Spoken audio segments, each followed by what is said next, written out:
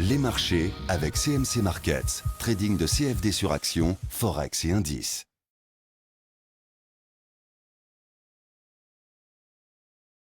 Bonjour, je vous présente la mise à jour hebdomadaire des grands indices, le CAC, le DAX, le Nasdaq, le SP et l'euro-dollar. On va commencer par l'analyse technique du CAC 40 en unité de temps hebdomadaire.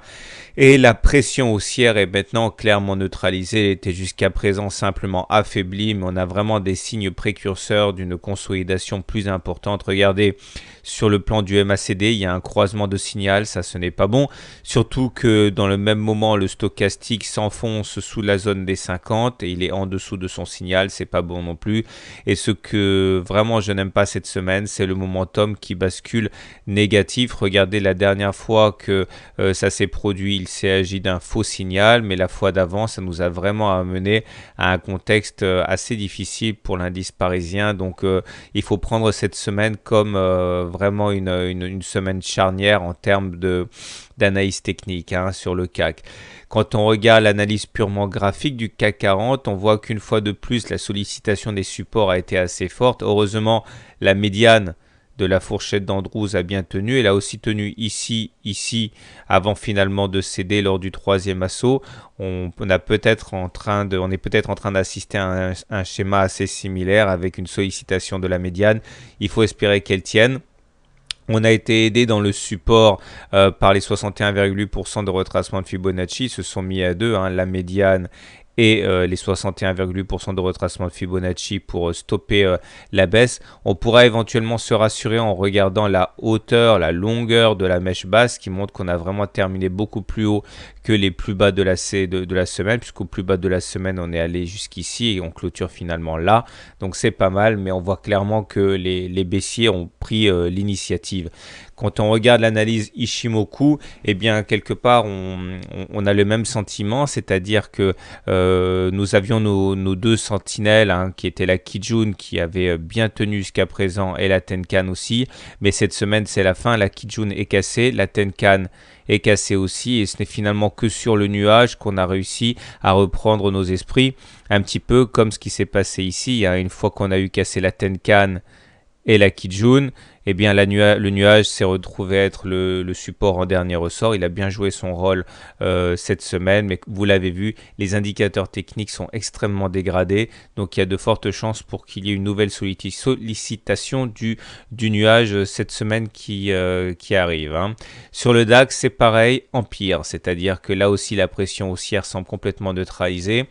On a sur le MACD ce qu'on appelle un non-croisement de signal, c'est-à-dire que le MACD faisait mine d'aller croiser son signal, finalement rebique vers le bas sans l'avoir croisé. Ça s'appelle un non-croisement de signal, c'est pas très bon du tout, surtout que là aussi le stochastique est dans un accès de faiblesse, il est sous son signal et le momentum maintenant enchaîne une deuxième semaine en situation négative, donc ça nous met vraiment dans une situation assez délicate. L'analyse graphique du DAX semble également confirmer la faiblesse.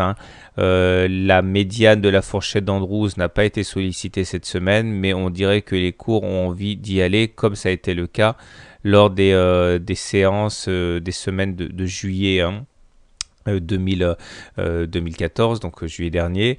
On remarquera également la possibilité de formation d'une épaule tête-épaule complexe. Alors regardez, ça serait la première épaule, ça ce serait la tête. Et on serait en train de dessiner éventuellement une deuxième épaule.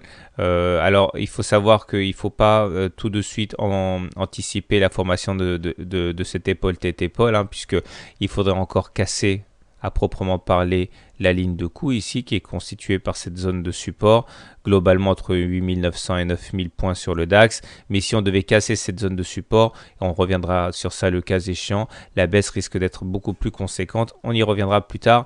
Là également c'est le nuage qui a bien joué son rôle d'amortisseur comme lors des mois de juillet.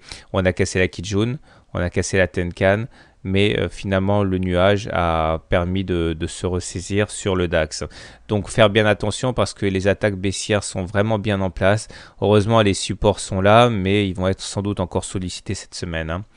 Regardons maintenant du côté des indices US. Alors là, on a commencé, enfin, j'ai envie de dire, à payer les divergences baissières. On avait une double divergence baissière, c'est-à-dire que le SP faisait des plus hauts, alors que sur la même période, le MACD ne faisait pas de plus haut, ni le momentum, ça s'appelle une divergence baissière, et ça alerte sur la qualité de la hausse en cours. Eh ben, je pense qu'on a été servi cette semaine et la semaine dernière. Les attaques ont été quand même assez belles. On remarquera que le momentum maintenant devient négatif et que le MACD est clairement sous son signal. Là aussi, la dynamique haussière est en train de souffrir. On est d'ailleurs venu tester le bas du canal bleu qu'on avait tracé. Ici, heureusement, on a bien rebondi. Il y a eu des achats. Donc ça c'est assez encourageant puisque les supports n'ont pas été cassés, mais voilà, c'est une alerte assez importante, d'autant que les indicateurs techniques sont toujours dégradés, donc on risque d'avoir un nouveau test la semaine prochaine. Par contre, en analyse Ishimoku, pas de danger spécifique à l'horizon, puisque contrairement à ce qui se passe sur les indices français et allemands, la Tenkan a été sollicitée mais l'a finalement tenue en clôture. La Kijun n'a même pas été sollicitée, encore moins le nuage. Donc pour l'instant, au regard du système Ishimoku, ça reste quand même assez tranquille pour le SP, même si la tendance haussière se retrouve un petit peu affaiblie. Le Nasdaq présente un profil similaire. Attention au croisement MACD. Ici, le MACD croise en signal à la baisse. La dernière fois que ça s'est produit, c'était là. Et on a eu quand même quelques semaines assez chaudes après. Le stochastique est en dessous de son signal, c'est pas très bon. Et là aussi, il semble que l'on paye au moins en partie la présence de la divergence baissière sur le momentum, puisqu'on avait fait des plus hauts sur le Nasdaq, alors qu'on ne faisait pas de plus haut sur le momentum. Et ça, effectivement, ça montre l'affaiblissement de la tendance en cours. Et heureusement, on est encore positif, mais il faudra faire attention. Il ne faudrait pas basculer négatif la semaine prochaine. Graphiquement, ça correspond à la nouvelle rotation apparemment à l'intérieur de ce grand canal bleu. On n'a pas réussi à casser par le haut ici, on l'a suivi en direct. Et du coup, ça dessinait une sorte de biseau ascendant orange. Et les biseaux ascendants se cachent généralement par le bas. Et c'est ce à quoi nous sommes en train d'assister. Et il faut savoir que si on devait effectivement casser ce biseau par le bas, ce serait normalement, c'est-à-dire statistiquement, dans un premier temps, un retour sur le 3800 et quelques ici. C'est le précédent contact sur le bas du biseau ascendant.